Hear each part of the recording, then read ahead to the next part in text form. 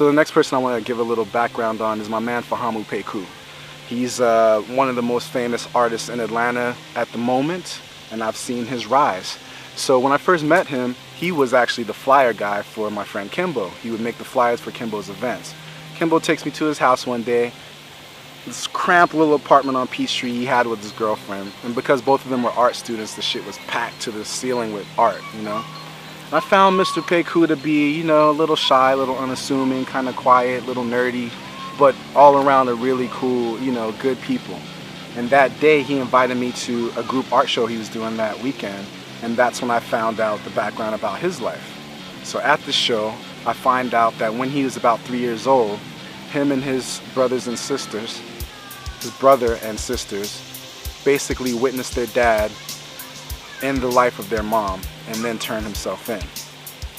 Orphaned, they now are shipped off to live with family, relatives, and, you know, to his own account, by his own account, it wasn't a very happy childhood. Little neglected, little, you know, maybe verbally abused, kind of ignored. So basically he went in, he became an introvert and started drawing and reading volumes of encyclopedias, you know. So that was kind of his escape from this world that he was in. So fast forward to the college years, you know, his dream, he confided in me at the time, because we became fast friends, easy to do, you know.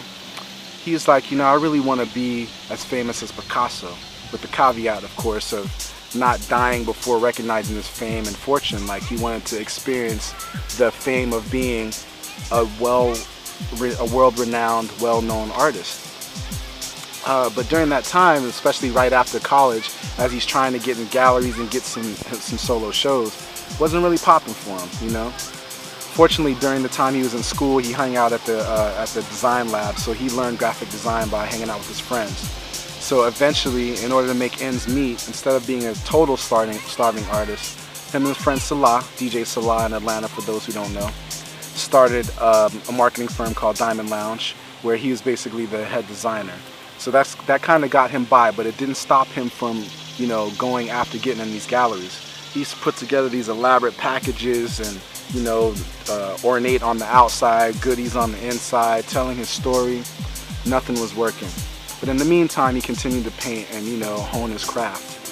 One day he had the idea of, well, it wasn't the one day, I think this was more gradual, but he started painting himself on the covers of art magazines, all these prestigious art magazines, all the way to like things like Fader and, you know, where, you know, he couldn't get an interview, he couldn't get a write-up in these magazines, so he basically started what would be considered commentary on being a black man in America, and using himself as the guinea pig, as the focal point. He would paint these scenarios and put these headlines and bylines on these magazine covers and basically paint himself as a famous artist. Stage like little photo shoots and then, you know, take the photo and paint it. And at one point, Shirley Franklin was running for mayor of Atlanta, and she charged his design firm with making those little signs that you put in your yard, vote for Mayor Shirley Franklin, and this gave him an idea. So one day he's like, yo, D, tell me what you think about this.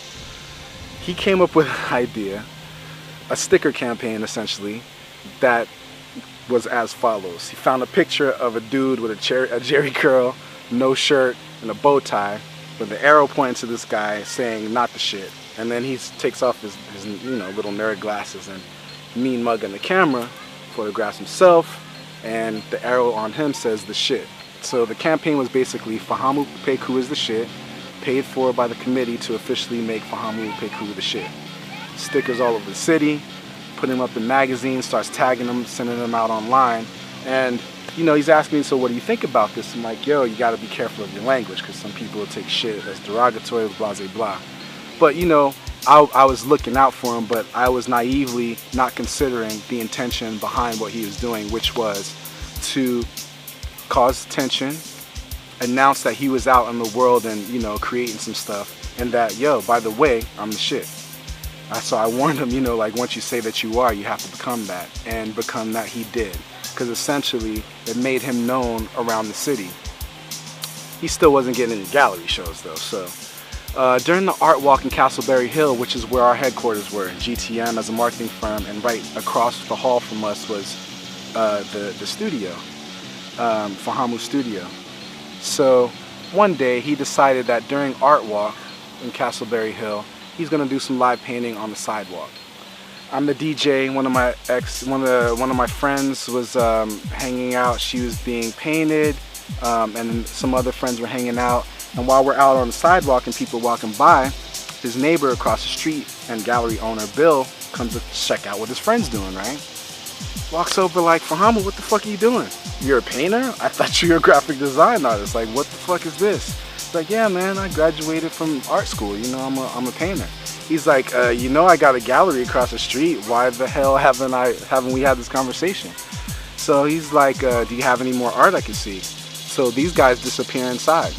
10 minutes later, they come back out, shaking hands and making plans about Fahamu's show that he's gonna do across the street at the gallery. So here's where we go in. We went all the way in and made a red carpet introductory, like sort of like a red carpet entrance, even though he was just walking across the street. Red carpet, complete with our photographer friends as paparazzi, a 6'4" bodyguard, and a beautiful woman that's some eye candy wearing a I love, you know, a Fahamu Pecou is the shit t-shirt. Made this entrance, and that beautiful, dope-ass event became a thing of legend in the city, and that basically launched what is now his career as a famous artist around the world. So he went from, I believe, from Atlanta, one of Bill's fellow gallerists in Washington, I believe, heard about this, so he had a show there. And then he had a show in Dallas, and then one in New York, then Art Basel in Miami. Then he gets called over to South Africa. He just returned from his third show in Paris, which I believe sold out before he got there. I say all this to say, I watched my friend take a dream and a vision and change it into reality by painting himself into fame as an artist. You know, I can't say it any plainer. You have an idea about something that you want to do, protocol is to write it down. Think about it, see it, walk with that. But then the next thing you have to do is embody it. And now for a semi-shy kind of introvert, quiet person like Fahamu, that might have been a difficult thing to begin with. But because he was painting himself as an artist icon, it helped in training his mind to see himself a certain way. And the people around him started to see a certain way. Of course, there were some haters and detractors, and some friends fell off, but the ones who are true, who understand what he's doing for himself and the world he's creating for himself and his family, you know, we rock with him. So now he's happily married, he's got beautiful children, he's my brother. This is Real Talk. Dashawn is, creator Dashawn is, you gotta take heed. You gotta take heed. I'm gonna tell you true stories.